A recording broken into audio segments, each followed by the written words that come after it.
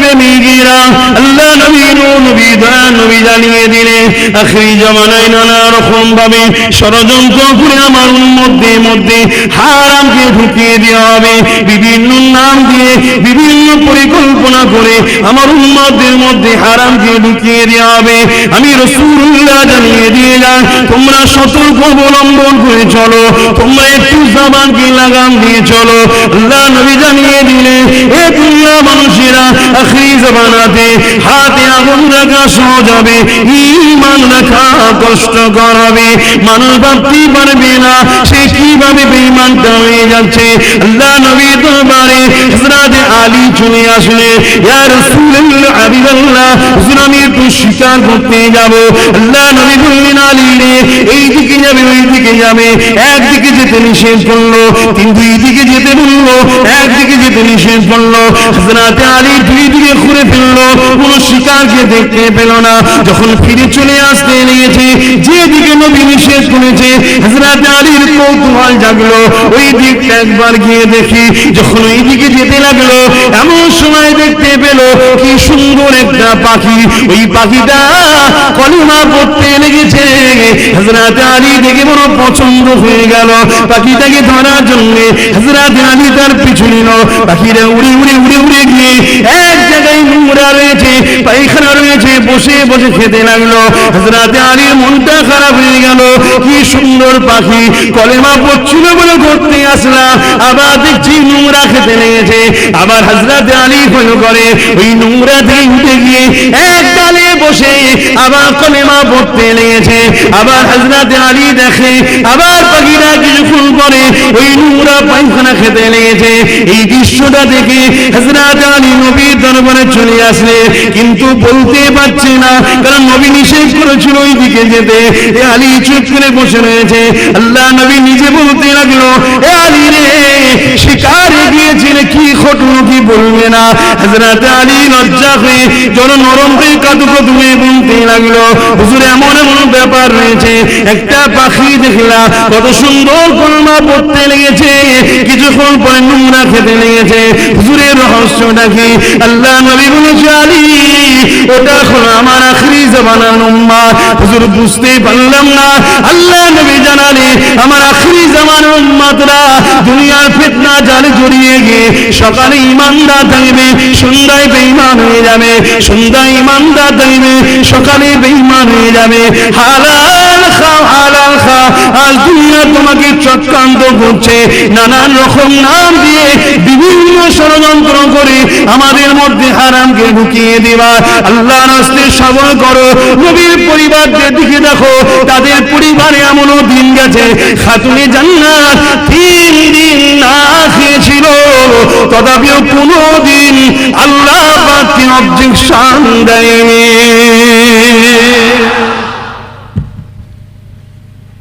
দেখুন সব নবী বলে গেছে, মানা না মানা সব আপনাদের ব্যাপার।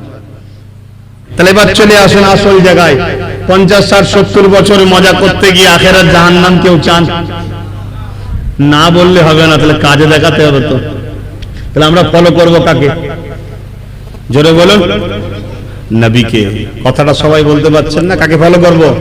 নবীকে। হ্যাঁ, আসেন আমার নবীকে ফলো করতে হবে।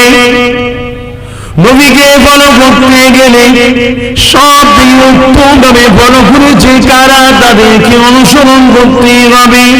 কেন আল্লাহ পাক কোরআন পাকের মধ্যে জানিয়ে দিলেন, কুল ইন কুনতুম তুহিব্বুনাল্লাহ ফাত্তাবিউনি ইউহিব্বুকুমুল্লাহ ওয়া ইয়াগফির লাকুম যুনুবাকুম ওয়াল্লাহু গফুরুর রহিম। এ দুনিয়া মানুষেরা, তোমরা যারা বলো আল্লাহকে ভালোবাসি, তোমরা যদি সত্যবাদী হও, এই ভালোবাসার প্রমাণ তোমাদেরকে দিতে হবে। কি প্রমাণ দিতে হবে? ফাত্তাবিউনি, আগে আমার রাসূলের ইত্তিবা করতে হবে, আমার রাসূলকে অনুসরণ করতে হবে, আমার নবীকে ফলো করতে হবে। তোমার জিন্দেগিতে, তোমার লাইফেতে, তোমার সংসার জীবনে, তোমার ব্যবসা জীবনে, তোমার অর্থ জীবনে, তোমার সামাজিক জীবনে, তোমার রাষ্ট্রীয় জীবনে, তোমার রাজনীতির জীবনে, সব কিছুতে তোমাকে এ থেকে যে পর্যন্ত আমার নবীর ইত্তিবা করতে হবে, নবীর অনুসরণ করতে হবে। তোমরা যতই গুনাহগার হও না কেন, তোমরা যদি আমার নবীর ইত্তিবা করে নাও, আমি আল্লাহ ঘোষণা করে দিলাম, আমি তাদেরকে ভালোবেসে নেব।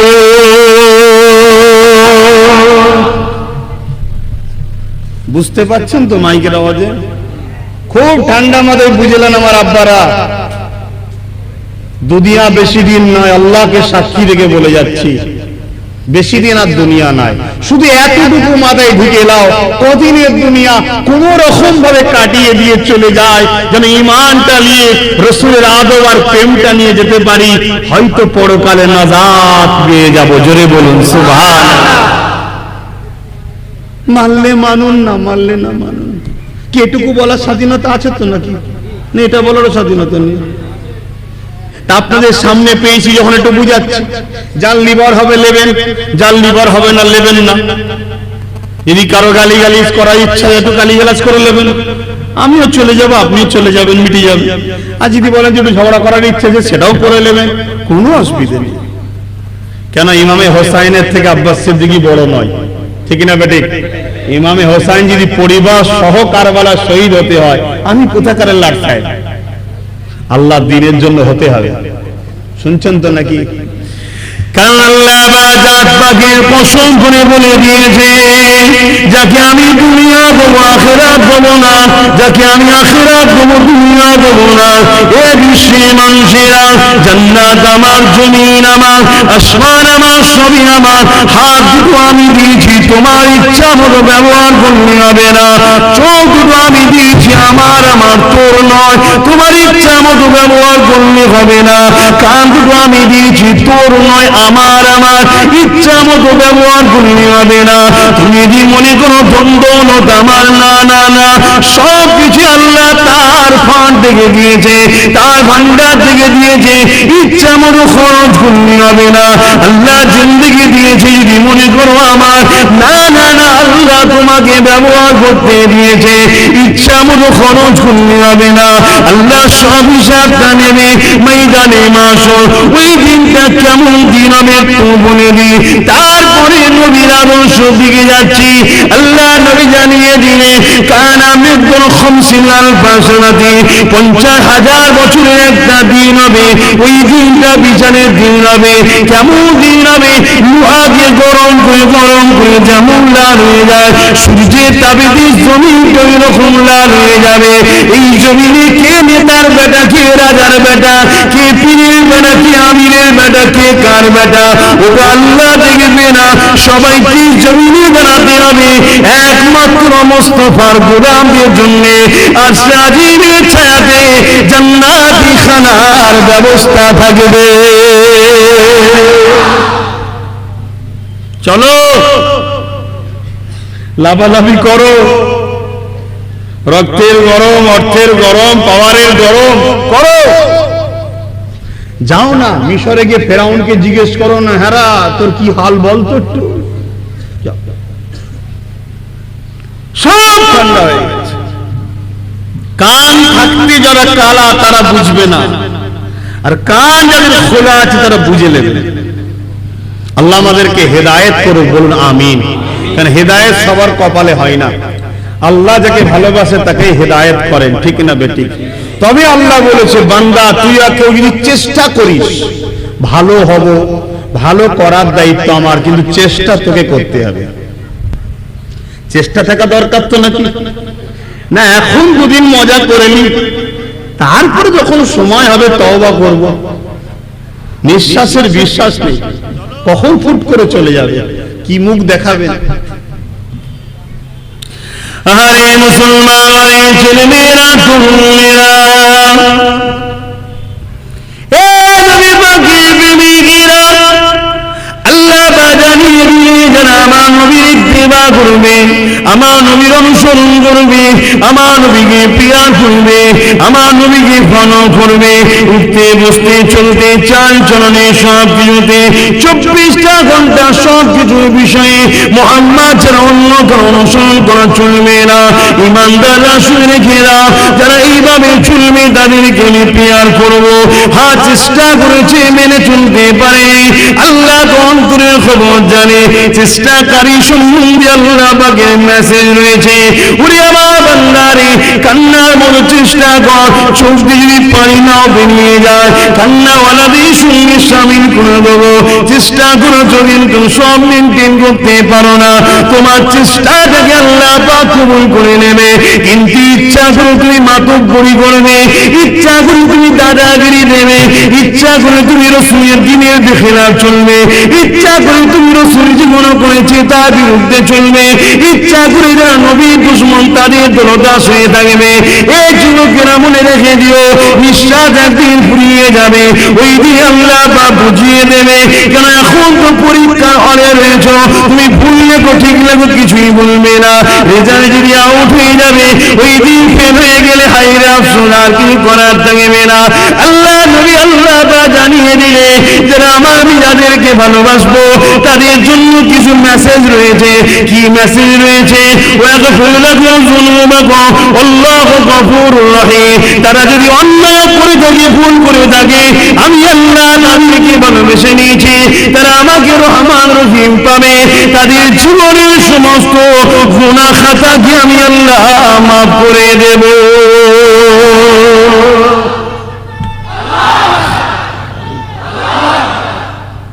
আজকে এখানে বসে আছে অনেক ছেলে, যুবক ছেলে এসছে, আমি দেখছি প্যান্ট শার্ট পরা, মাথায় টুপি নেই, আম ভাবে এসে বসেছে, 30 বছর 40 বছর বয়স। ভুল হয়েছে না হয়নি?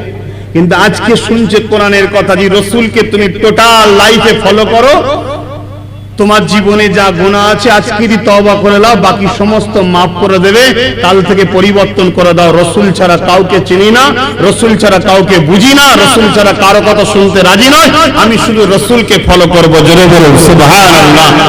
তাহলে তোমার পিছনের লাইফের গুনাহ আল্লাহ মাফ করে দেবে। বহুত সাহাবারা যখন সাহাবা হয়নি, সাহাবী হয়নি, রসুলের দরবারে এসেছে, তাদের জীবনে অনেক ভুল ছিল, তারা জানতো না সত্য কি জিনিস, তাদের কাছে মেসেজ যায়নি, নিজের বাচ্চা মেয়েকে জ্যান্ত পর্যন্ত পুঁতেও দিয়েছিল, এমনও লোক ছিল। ওই জাহিলদের আবু জেল উতবা সাইবার পাল্লাই পড়ে গিয়ে রসুলের মেসেজ শুনে যখন পরিবর্তন হয়েছে, আল্লাহ তাদের জীবনের গুনাহকে মাফ করে দিয়েছে। জোরে বলুন সুবহানাল্লাহ।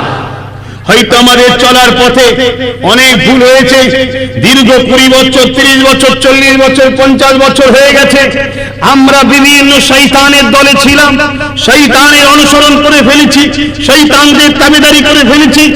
আজ কিন্তু পরিবর্তনের চেতনা এসেছে, মন যদি জাগে কালকের অপেক্ষা করো না, সন্ধ্যারও অপেক্ষা করো না, তওবা এখানে বসে বসে পড়ো, কাউকে জানাবার দরকার নেই, শুধু মনে মনে বলে দিও যে আল্লাহ তুমি সাক্ষী থেকে যাও, আজকের এই পবিত্র মাহফিলে বসে তওবা করলাম, বাকি জীবনটা আমি মুহাম্মদ রাসূলের গোলামি ছাড়া অন্য কারো কথা শুনবো না। আমার নবী যা বলেছে প্রত্যেকটা চলার কদমে কদমে কদমে কদমে মুহাম্মদ রাসূলকে ফলো করব। আল্লাহর কসম বলে যাচ্ছি, তুমি যত বড়ই গুনাহ করে থাকো, আজকের এই মাহফিল থেকে আমার আল্লাহ তোমাকে বেগুনাহ করে ঘরে নিয়ে যাবে। জোরে বলুন সুবহানাল্লাহ। আল্লাহ বোঝার চেষ্টা করো বাপ ভাইরা, আল্লাহ কিন্তু কিয়ামতের দিনে প্রশ্ন করবে, বান্দারে কেন তুই শরাব পান করেছিলি? আর বান্দারে শরাব তো তুই পান করিসনি, কিন্তু শরাবের বিরুদ্ধে কেন ছিলি না? শরাবের দিকে কেন সাপোর্ট করেছিলিস? শরাব দুনিয়ায় শান্তি আনে না ফিতনা আনে? একটু আওয়াজ দিয়ে বলবো, অসুবিধা হলে বলুন, দোয়া করে দিচ্ছি। তাহলে একটু আওয়াজ দেবেন, কেন বুবা পাড়ায় তো আমি আসিনি। আল্লাহ নবী যখন মক্কা জমিনেতে এমন করে দিনের প্রচার করতে লাগলেন, আল্লাহ নবী কি বলেছেন, বাবারা শরাব পান করো না বাবা, শরাবের মধ্যে ক্ষতি আছে বাবা, শরাবের মধ্যে পুরাই রয়েছে বাবা, শরাবের মধ্যে লস আছে বাবা। মক্কা তৎকালীন যারা জালিম ছিল বুঝি উতবা সাইবা, তারা দেখতে লাগলো এই শরাবই তো আমাদের রাজ্য টিকিয়ে রেখেছে, এই শরাবই তো আমাদের গদিকে মজবুত করেছে। কেন যখন মানুষ শরাব খেয়ে থাকে ভালো মন্দ সে বুঝতে পারেনি, তার দ্বারা সমাজ বিরোধী কাজ করানো যায়, আমাদের বিরোধীদের ঘরে শরাবকে মারধর করানো যায়, আমাদের বিরোধীদের ঘরে শরাবখোর দ্বারা দিয়ে জব্দ করা যায়। আর মুহাম্মাদের শরাবটা বন্ধ করে দেয়, শরাব খাওয়া ছেড়ে দিলে তার বুদ্ধিটা এমন করে আস্তে আস্তে খুলবে, আমাদের দুর্নীতির বিরুদ্ধে বুঝতে পারবে, আমাদের অন্যায়ের বিরুদ্ধে বুঝতে পারবে, আমাদের জুলুমটা বুঝতে পারবে, আমাদের হাতে ক্ষমতাটা ফসকে যাবে। তাই তৎকালীন শুনে আবু জেহেল উতবা সাইবা আমার রাসূলুল্লাহর বিরুদ্ধে লেগে গেল। ডাইরেক্ট নবীকে মারতে পারেনি, ডাইরেক্ট নবীকে ক্ষতি করতে পারেনি। যারা আমার নবীর দরবারে আসতো, নবীকে নবী বলে মানতো, নবীর পক্ষে দাঁড়াতো, নবীর দলে যোগ দিয়েছিল, তাদের উপরে জুলুম করতে লেগেছিল। কত জুলুম করতে লেগেছিল একটু চিন্তা করে দেখো তো দেখি। আজ নবীর গোলামের দিকে আসার জন্য তোমাদের উপরেও জুলুম হচ্ছে আমি জানি, কিন্তু তোমাদের উপরে জুলুমটা আর রাসূলুল্লাহর মাননেওয়ালাদের উপরে জুলুমটা একটু মিলিয়ে দেখো তো দেখি। এ যুবকেরা, তরুণেরা, আল্লাহ নবীকে যারা মেনেছিল তাদের বুকের উপরে বাড়ি পাথর চাপিয়ে দিয়েছিল, গরম বাড়ির উপরে শুইয়ে দিয়েছিল, রডকে গরম করে আমার রাসূলের মাননেওয়ালাদের মুখে ছেঁকা দিয়েছিল, ছেঁকা দিয়ে বলেছিল মুহাম্মাদের দল ছেড়ে দেই, আমাদের দলে চলে যায়। তারা একটাই কথা বলেছিল, জীবন দিয়ে দেবো, মুহাম্মাদের দল ছাড়বো না। এইভাবে নবী নবী নবী করতে করতে তারা অনেকে মারাও গিয়েছিল, আল্লাহ জান্নাতি হয়ে গেল, কিন্তু তারা আমার নবীর দলকে ছাড়লো না।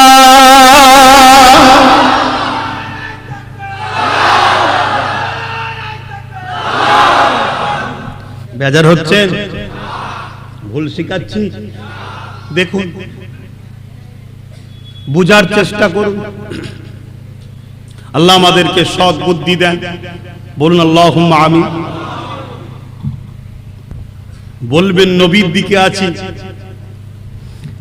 আর দুনিয়ার বুকে রাসূলের বন্ধ করা শরাবকে আবার প্রতিষ্ঠিত করব। আর যারা শরাবকে প্রতিষ্ঠিত করতে চায় তাদেরই হয়ে গুণগান গাইব, আর কিয়ামতের দিন আশা করব নবীর শাফাত লব। এর থেকে বড় মিথ্যায় কেউ বাঁচবে ভাই? তোমার বলে কিছু নেই, আব্বাসের বলে কিচ্ছু নেই, সব কিছুটাই আল্লাহর হুকুমে করতে হবে। এই কথায় একমত? এই কথায় একমত? তোমার আমার বলে কি আবার কি আছে বলো? কোন জিনিসটা তোমার বলো তো? কোনটা একটা বলো যেটা আমার? তুমি খোঁজ নিজে তোমার নয়, তোমার ভেতরে যে জানটা ওটাও তোমার নয়, তোমাকে মহান স্রষ্টা দিয়েছে। আব্বাস যে চিল্লাচ্ছে জবানটা আমার নয়, আমাকে মহান স্রষ্টা দিয়েছে, দান করেছে, আমি ব্যবহার করছি। এই যে হাত লড়াচ্ছি যে ক্ষমতাটা, এটা আমার নয়, এটাকে আমার রব্বুল আলামিন ব্যবহার করতে দিয়েছে। অনেক লোকের হাত থাকতেও তুলতে পারেনি, প্যারালাইসিস। কি ভুল বললাম? তো সব তো আল্লাহর দেওয়া। তো তুমি কার ইশারায় ঘুরছো? দুনিয়ার কাকে খুশি করতে যে কাকে নারাজ করছো? আজকে প্রত্যেকটা বাড়ি বাড়ি লোন ঢুকিয়ে দেওয়া হলো। কোন গায়ের ধর্মের কি হচ্ছে আমার দেখার দরকার নেই, আমি তোমায় বুঝাতে এসেছি। তুমি যদি হাত তুলে বলে দাও আব্বাস সিদ্দিক আমি আল্লাহ মানি না, আমি নবী মানি না, আল্লাহর কসম বলছে আপনার জন্য আমি ওয়াজ করতে আসি না। কথা বুঝে আসছে ভাই? তুমি যখনই বলবে আল্লাহ মানি, নবী মানি, যখন তুমি কোনো পাপ কাজে ধরা পড়বে, বদলামটা কিন্তু হেডলাইনে মুসলমান, তাই তো নাকি? বদলামটা পুরো কমে হচ্ছে। আরে নওজওয়ানেরা, আমার আম্মাদের উদ্দেশ্য করে একটু বলি, শুনছো তো মায়েরা? হয়তো মায়েরা বলতে পারে, বোনেরা বলতে পারে যে আমাদের জিন্দেগি আমাদের মতো চালাবো না আম্মা, আপনার জিন্দেগি নয়, আল্লাহ দিয়া নিয়ামত, আল্লাহর হুকুমে চালাতে হবে। আমি শিক্ষার জন্য বলি, এই যুবকেরা, তোমাকে আমাকে আল্লাহ শ্রেষ্ঠ মখলুক বানিয়েছে। পাথরের থেকে আমরা দামি না কমা? পাথর থেকে শিক্ষা নাও। কি শিক্ষা? এমন করে আল্লাহ নবীর সামনে আবু জেহেল এসে দাঁড়িয়ে গেল। আবু জেহেল উল্টোটা করে বলতে লাগলো, মুহাম্মদ বলো তো দেখি আমার হাতের মধ্যে কি রয়েছে? এই ওকে আপনারা সবাই জানে, কিন্তু এ থেকে জ্ঞান নেবার ব্যাপার আছে। ওই জ্ঞানটা একটু আপনাদের কাছে খোলাসা করে দিয়ে যায়। আল্লাহ নবী অনেক বড় কথা বলেছিল, পা তোমার হাতে যা আছে সে যদি বলি আমি কে, তাহলে কি তুমি বলে দেবে? কলিমা কি পড়ে নেবে? আবু জেহেল দেখে নিল মুহাম্মদ প্রশ্নটাকে একটু কড়া করে নিল।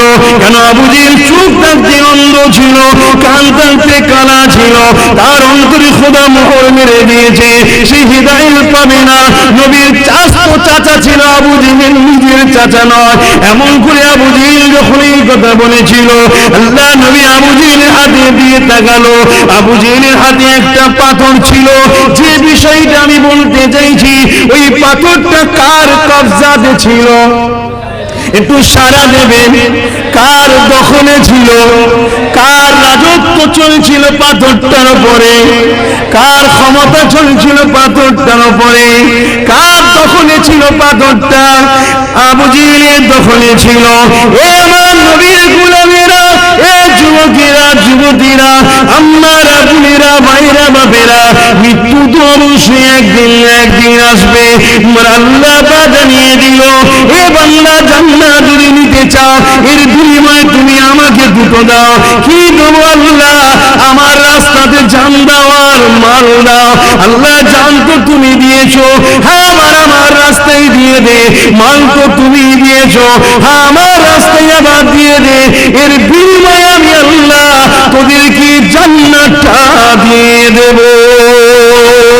জান দেবে না, মাল দেবে না, জান্নাত নেবো আশা করাটা বোকামি হবে। কিয়ামতের দিনে ফেঁসে যাবে। হয়তো কোনো মানুষ মনে করতে পারো যখন সময় আসবে দেখা যাবে। কি সময়ের কথা বলছো? নিঃশ্বাসের কোনো বিশ্বাস নাই। এখনই বুকটা যন্ত্রণা করে উঠবে, হাতটা দেবে আস্তে আস্তে কাত হয়ে যাবে, নিঃশ্বাসটা বন্ধ হয়ে যাবে, কোনো গ্যারান্টি নাই। কি দেখে নেবে ময়দানে মাশরে? জান্নাতের দিকে একটা পুলের উপর দিয়ে যেতে হবে। ওই পুলের উপর দিয়ে গিয়ে জান্নাতে যেতে হবে। ওই পুলটা পার হতে হবে। ওই পুলটা হলো চুলের থেকেও সরু, ওই পুলটা হলো হীরের থেকে উধার। ওই পুলটা পার হতে গেলে আল্লাহর প্রেমিক হতে হবে, নবীর প্রেমিক হতে হবে। ওখানে গায়ের জোর চলবে না, ওখানে পয়সা চলবে না, ওখানে রূপ যৌবন চলবে না, ওখানে কে তোমার পিছনে আছে চলবে না। ওখানে ইমানের পাওয়ার যার যত বেশি, সে তত দ্রুত পার হয়ে চলে যাবে। কি দেখে নেবে যুবকেরা, কি দেখে নেবে মায়েরা, বোনেরা? এই দুনিয়ার জমিনে কে তোমাকে পাঠানো ভেবে দেখো, কি জন্য পাঠানো ভেবে দেখো। বারবার বলে দিয়ে যায়, শুনে রেখেরা, এই দুনিয়ার ময়াই পড়ে আখিরাতকে ভুলে যেও না গো। এ যুবকেরা, তরুণীরা, বাপেরা, আমার নবী পাক জানিয়ে দিলেন ওই কিয়ামতের দিনটা এত কঠিন দিন হবে, যে দিনেতে বাপ নিজের ছেলেকে জমিনে শুইয়ে দিয়ে তার বুকের উপরে পা দিয়ে দাঁড়িয়ে যাবে। ওই কিয়ামতের দিনটা এত কঠিন দিন হবে, ছেলেকে বাপ, বাপকে ছেলে, ছেলে বাপকে জমিনে শুইয়ে দিয়ে তার বুকের উপরে পা দিয়ে দাঁড়িয়ে যাবে। তাহলে সেই কিয়ামতের দিনে অন্য কেউ কারো হবে না গো। কিন্তু এই কিয়ামতের দিনেতে আমার রাসূলের ঝান্ডাকে দুনিয়ায় যারা উঁচিয়ে রেখেছে, আমার নবীর দ্বীনের জন্য যারা কথা বলেছে, নিজের জীবনে বাস্তবায়ন করেছে এবং পরিবেশটাকে নবীর দ্বীন দ্বারা সাজিয়ে রেখেছে, অবশ্যই তাদের জন্য আল্লাহ নবীর শাফাআতটা ওয়াজিব হয়ে যাবে।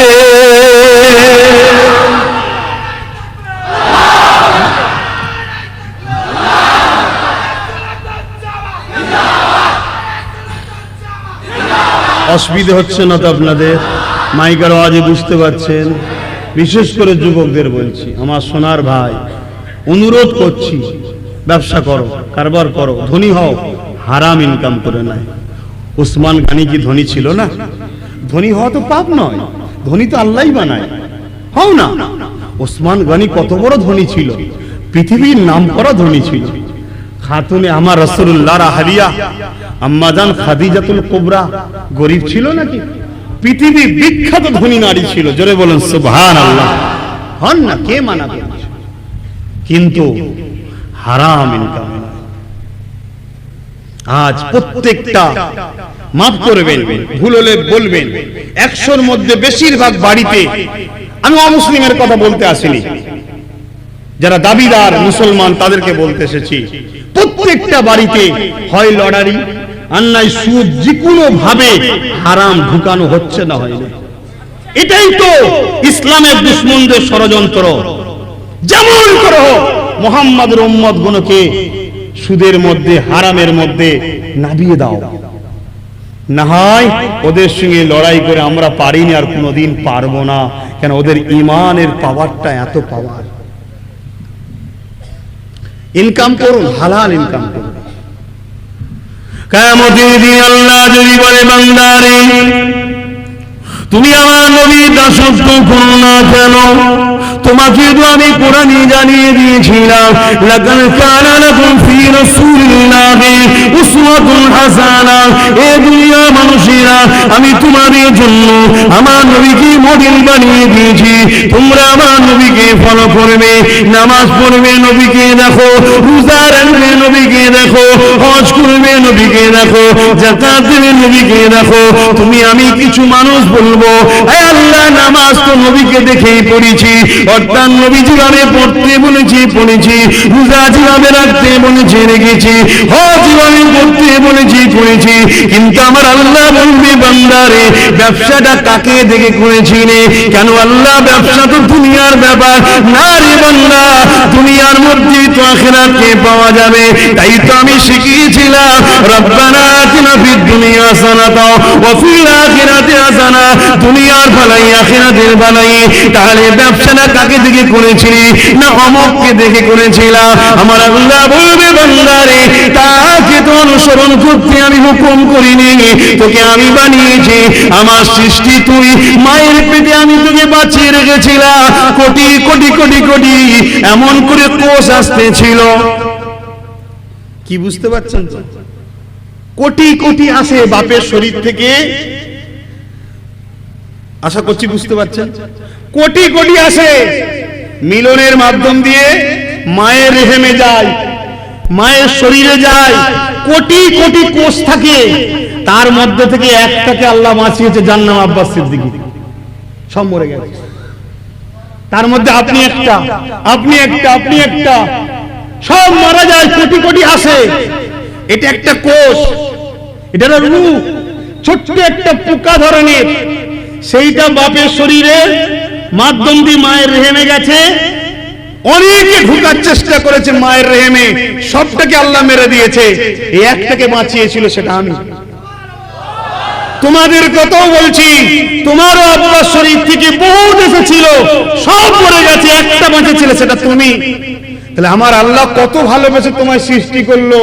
আর বান্দা ব্যবসাটা করেছিস কাকে দেখে? কাকে দেখে করতে হবে? করি আমরা। আব্বাস সিদ্দিকী যখনই বলবে, বলো সব ঠিক হচ্ছে না, তুমি বাবা অন্য কথা বলো। আল্লাহ কিয়ামতের দিন আমাকে বলবে, বান্দারে আমার নবীর দাসত্ব কেন করলি না? তোর জীবনটা তো আমার নবীর রাস্তাতে চলবে।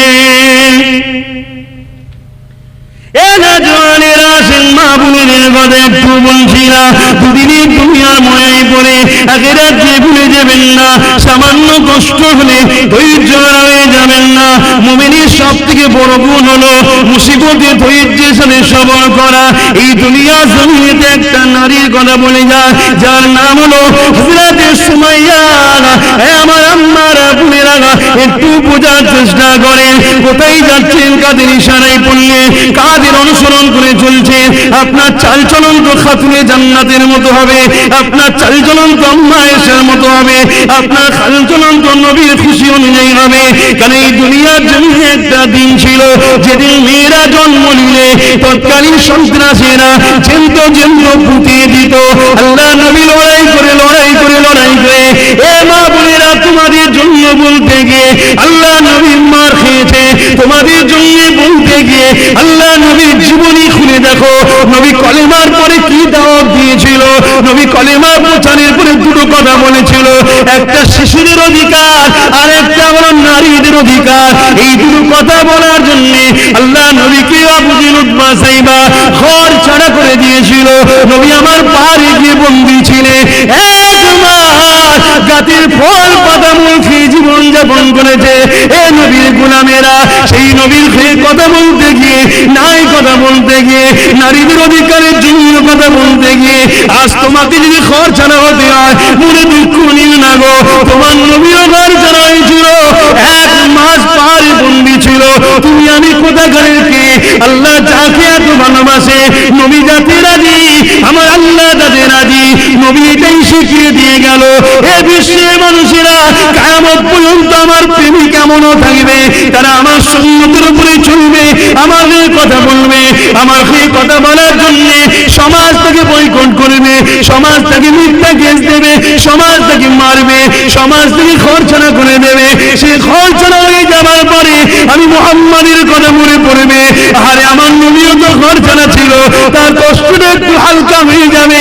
তাই আমার নবী এইভাবে আমাদেরকে শিক্ষা দিলে। মন খারাপ হচ্ছে, ধৈর্য ধরতে পারবেন তো হকের পক্ষে থাকতে গিয়ে? দেখুন সবটা নিজ নিজ ব্যাপার। হাতে একটা সোনার ঢিলা, তুমি মনে করছো সবটাই সোনা, আল্লাহ বলছেন না সব সোনা নেই, ওতে কিছু খাদ আছে। তো খাদটা কি করতে হবে? আলাদা করতে হবে। তা আলাদা করতে গেলে কি করতে হয় একটু বলবেন না? তো গালাতে গেলে কি করতে হবে? আগুন মানে তাপ, কষ্ট, গরম, চাপে পড়ে গলবে, খাদটা বেরিয়ে অরিজিনাল হয়ে যাবে।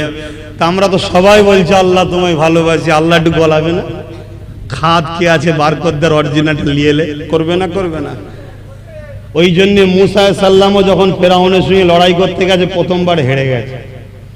কথা বুঝে আসছে? এর পিছনেও রহস্য আছে না নাই? হ্যাঁ, আল্লাহ পাক একদিন সেই মুসা নবীকেও জিতালেন। জোরে বলুন সুবহানাল্লাহ। সময়ের অপেক্ষা, অবশ্যই একদিন না একদিন কামিয়াবি হবে হবে হবে। জোরে বলুন সুবহানাল্লাহ। আল্লাহ যেটা করেন ভালোর জন্য করেন। আহা, আম্মা জান সুমাইয়া পৃথিবীর ইতিহাসে সর্বপ্রথম আমার রাসূলুল্লাহর জন্য যে জান দিয়েছে সে কিন্তু পুরুষ নয়, সে নারী। বলুন আল্লাহু আকবার। তো মায়েদের মর্যাদা, নারীদের মর্যাদা কত বুঝতে পেরেছে? নবীর প্রেমে প্রথম কোন পুরুষ জান দেয়নি, জান দিয়েছে কে? একজন নারী।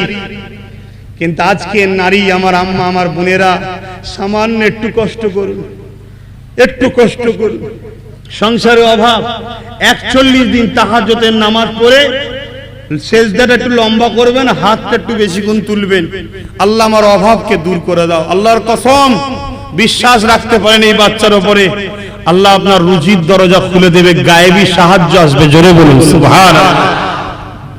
কি কথা বলতে গিয়ে দিক চলে গেলাম? তাহলে খেয়াল আছে।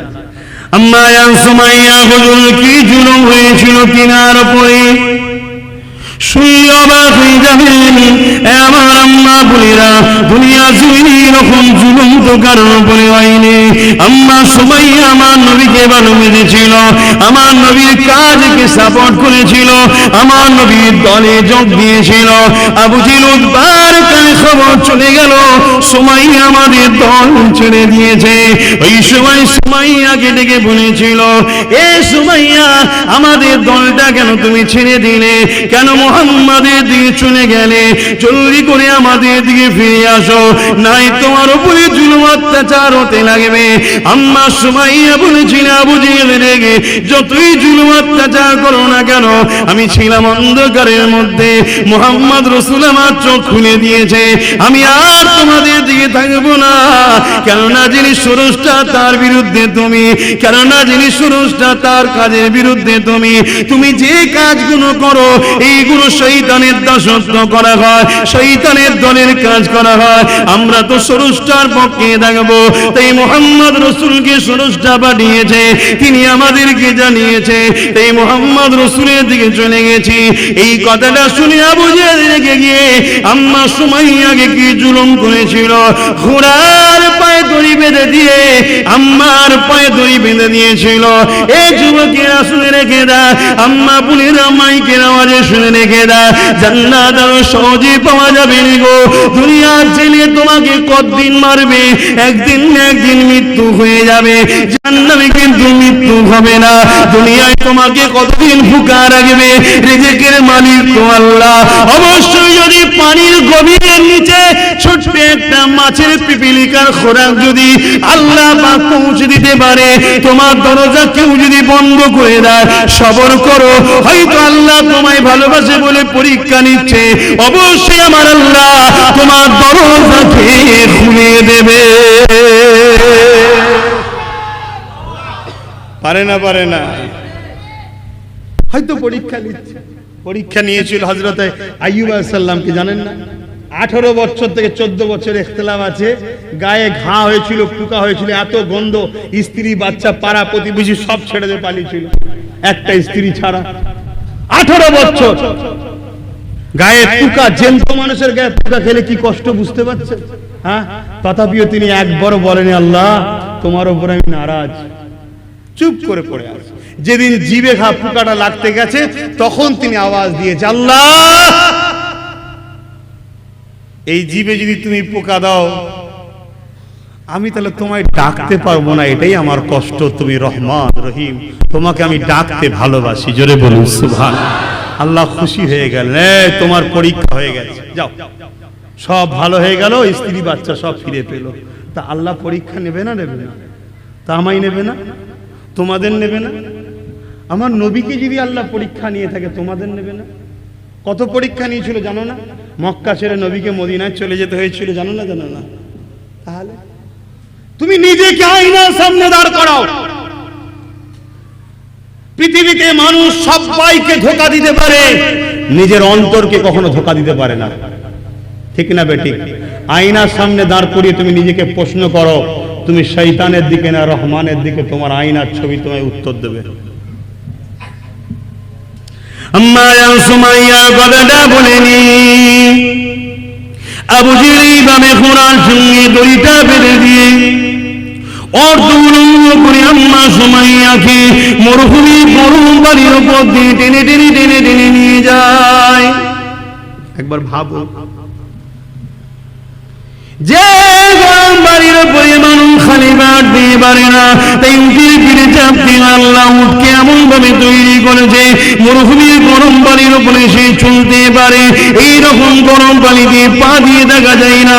আম্মাকে গরম পানিতে শুইয়ে দিয়ে বুকের উপরে বাড়ি পাথর চাপিয়ে দিয়ে ওই গরম বাড়ির উপর দিয়ে টেনে টেনে টেনে টেনে নিয়ে যায়।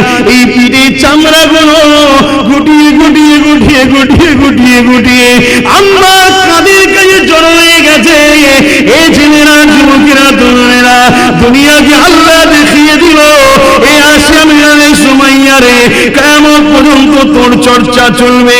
আমার প্রেমিক কাকে বলে দুনিয়া দেখে নেবে, তার উপরে দুনিয়া দাব দিয়ে ঠান্ডা হয়ে যাবে, দুনিয়া হেরে যাবে। আমার প্রেমিকের দিল থেকে আমাকে বার করতে পারবে না। সুমাইয়া তুই ধৈর্য ধরেলে, তুই ইন্তজার করেলে, দুনিয়াকে দেখিয়ে দে আল্লাহর প্রেমিকরা কেমন হয় বুঝিয়ে দে। দুনিয়ার লোভ লালসা ছেড়ে দেয়। আবু জেহেল বলতে লেগেছে, সুমাইয়া রে এই রকম কষ্ট তুই সহ্য করে তুই মুহাম্মাদের দলটা ছেড়ে দে, আমাদের দলে চলে আয়। তোকে অনেক ধন দৌলত দেবো, ঘর বাড়ি করে দেবো, বাড়াখানা দেবো।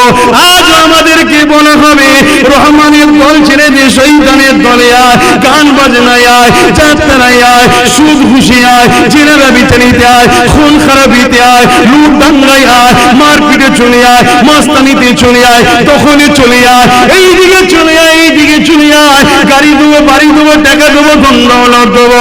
মনে রেখে দেবে আল্লাহর পরীক্ষা এটা রয়েছে, কদিনে আপনি গাড়ি বাড়ি নেবে, মরণ একদিন আপনার হবে, ওই দিন কিন্তু আল্লাহ বুঝে নেবে। এই যুবকের আম্মা সুমাইয়া এইরকম কষ্ট করার পরও বুকের উপরে ভারী পাথর চাপিয়ে দিয়েছে, দম নিতে পারে না।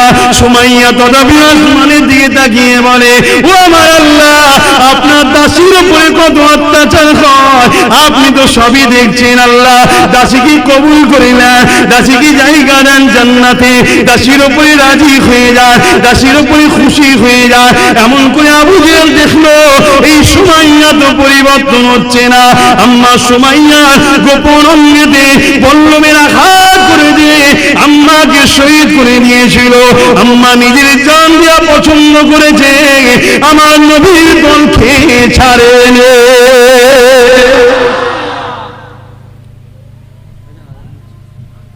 দরুদ শরীফ আল্লাহুম্মা সাল্লি আলা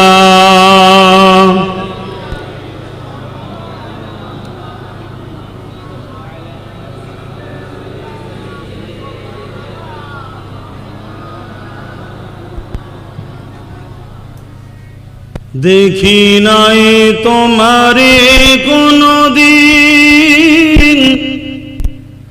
তবু আছো হৃদয়ে অমলিন। দেখি নাই তোমারে কোনদিন, কোনদিন কোনদিন কোনদিন। হে নবী, নবীজি আমার, তুমি আছো হৃদয়ের গভীরে, তুমি আছো হৃদয়ের গভীরে। ভুলব তোমায় বলো কি করে। আল্লাহুম্মা সাল্লি আলা মাওলানা মুহাম্মদ ওয়া আলা আলিহি।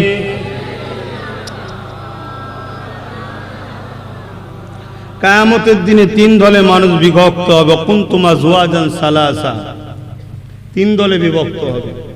একটা আরশের ডান পাশে দাঁড়াবে, একটা আরশের বাম পাশে দাঁড়াবে, আর একটা আরশের আগে আগে যাবে।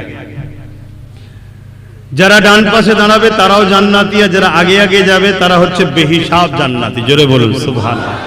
কিন্তু আরশের বাম পাশে যারা দাঁড়াবে তারা জাহান্নামী। এই আরশের ডান দিকে থাকার কমসে কম শখটা করুন। যে দুনিয়ায় চলতে গিয়ে হালকা বয়সে একটুখানি বন্ধুদের সঙ্গে পড়ে ফুর্তি করে ফেলেছে, কিন্তু রাসূলের দ্বীনের বেখিলাফ কাজ করার কোনো সহযোগিতা কাউকে করেনি। এটুকু তো থাকা দরকার নাকি? তারা নিজেদের জান পর্যন্ত দিয়ে দিয়েছে ইসলামকে বাঁচাতে গিয়ে, নাইকে প্রতিষ্ঠিত করতে গিয়ে।